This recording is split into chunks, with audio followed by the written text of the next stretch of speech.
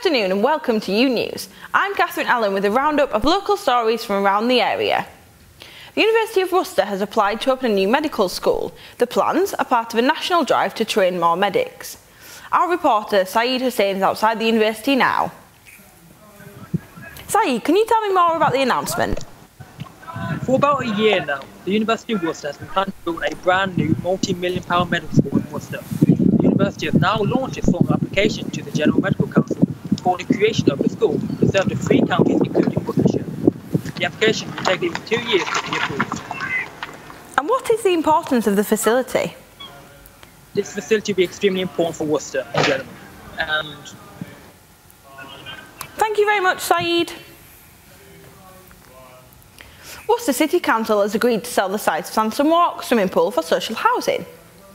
A packed meeting last night was told the city needs more affordable housing, but people living in the Arboretum are worried the development will lead to traffic congestion and antisocial behaviour. We do need more housing, more affordable housing for people, and there's only so much you can do in the city centre, so we actually need to see more higher density housing in the city centre. But we also need affordable housing, particularly for young people, to be able to afford to rent some accommodation. I was very unhappy that local residents hadn't had any say in the matter whatsoever in terms of the proposals that we had before us tonight. The plans for the site were made public. It is a massive development, very intensive development of studios and one-bedroom apartments, as well as some affordable housing. And I just felt that residents needed to know and understand much more about what was being proposed. A Worcester business has revealed plans to become one of the country's leading 3D printing hubs. Tech giant Siemens is investing £27 million to open a new printing facility this September. With more, here is Vito Poletic. Worcester is set to become the biggest global 3D printing hub after a colossal £27 million investment has been secured by the local business. I'm standing here in front of the Material Solutions offices and the current headquarters at Great Western Business Park in Worcester. The company specialises in 3D printing production and it will receive the funding necessary for its improvement. The money will be used to open a new plant which will create more than 50 jobs across the region. Really proud to announce this week that we've got a £27 million investment in Worcester. It's great for the investment, great for the technology, it supports Siemens' roadmap and supports our offering to the customers. So we're increasing our capacity, increasing our capabilities, going into taking our base, which is our expertise in additive manufacturing of metals, and really driving that into a production industrialised environment. So it's new capacity, new equipment, new jobs. West Mercia Police have issued a response following critical media coverage over their handling of recent sexual abuse cases. With more on this story, here's Liam Stallard outside Worcester Police Station. West Mercia Police have responded to media criticism of their handling of child sexual exploitation cases in Operation Chalice. Assistant Chief Constable Martin Evans has said that the decision not to pursue civil court orders against CSE suspects was not based on concern over the work involved obtaining them. He added that while they take any allegations of such crimes seriously, that legal advisers said that the cases didn't meet the requirement for the court orders to be given.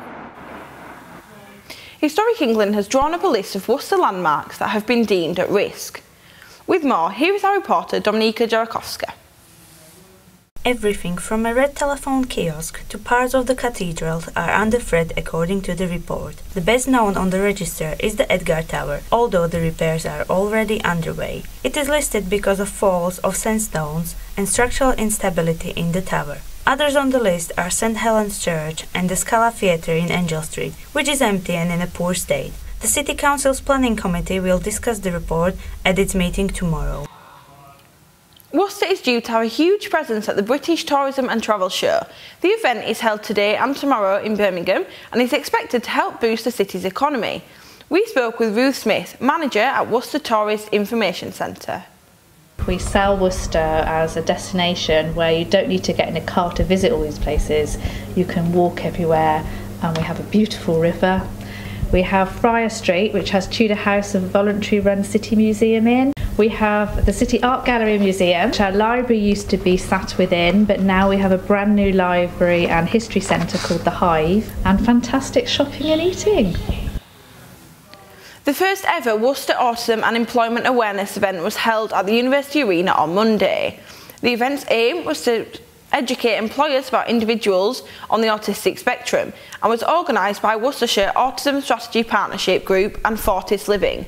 Guest speakers spoke of the benefits of employing adults who are on the spectrum. I think people need to give individuals more of a chance and find out more about it. If 1 in 100 people in the population are on the spectrum, that means it's not 6 degrees of separation from you and somebody on the spectrum. It's probably only 2 or 3. So most people know somebody either in their family, workplace, colleagues, families who are on the spectrum, and so everyone needs to pull together to help. Worcester Food Bank is once again launching their annual Easter egg appeal to help ensure everyone can enjoy the Easter period this year. Our reporter Reese Goodfellow has more on the story. Volunteers at Worcester Food Bank are working hard over this period to help ensure that everyone can enjoy an egg this Easter. Along with the regular day-to-day work that the food bank do, helping the people of Worcester, they are now appealing to the public, asking for anyone kind enough to donate an Easter egg to do so. The public can donate through any of the collection points, especially the big supermarkets like Tesco or Asda, where they can drop Easter eggs off. We spoke to manager Graham Lucas about how they are preparing for the Easter period. Every Easter we ask for donations of Easter eggs so the general public can donate to us. They're always very generous, and we finish up with loads and loads of Easter eggs, and that enables us to donate those Easter eggs and include them in the food parcels, particularly food parcels for families, so that all the children that come to us, or all the families that come to us with children, can go away with Easter eggs for Easter. And now, a new vegan cafe is set to open within a month. They've raised almost £5,000 through a crowdfunding campaign. We spoke to Ant Cheshire, owner of the cafe, to see what the future holds. We want to keep things really broad to start with, because at the moment we'll be like one of only 2 places in the city that's offering entirely plant-based menu. We don't want to go too specific.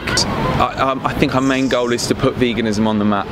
Like we could do something that's mail order, we could have done something that was maybe a market stall or something like that, but we really wanted to plant a flag in the middle of town and just be like, veganism's here, it's a thing, it's something you can do, and yeah, we want to both support people who are already vegan so that they've got a hub, somewhere to come to, somewhere they feel at home, somewhere they can trust that the people who are serving them food know what they're talking about. It's great how many places offer vegan food nowadays, but there is always that, not suspicion, but worry maybe, that if it's not being prepared by somebody who's vegan or not experienced with those kind of ingredients or that kind of cooking, they might not know how to go about things properly, or maybe they might just be after a quick buck and they're not really interested in animal welfare.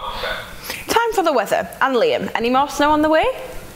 Well, the sun is shining and there's no sign of the beast from the east. Right now it's clear skies with a temperature of 8 degrees, but it looks as we move into the afternoon, we'll gradually get more clouds with a small chance of some light showers. Overnight temperatures will drop to a minimum of 5 degrees, and tomorrow looks to be a slight improvement at 10 degrees. That's weather. Back to you, Catherine. Thank you for watching today's update on UoW News. Join us again soon for another roundup of stories from across the region.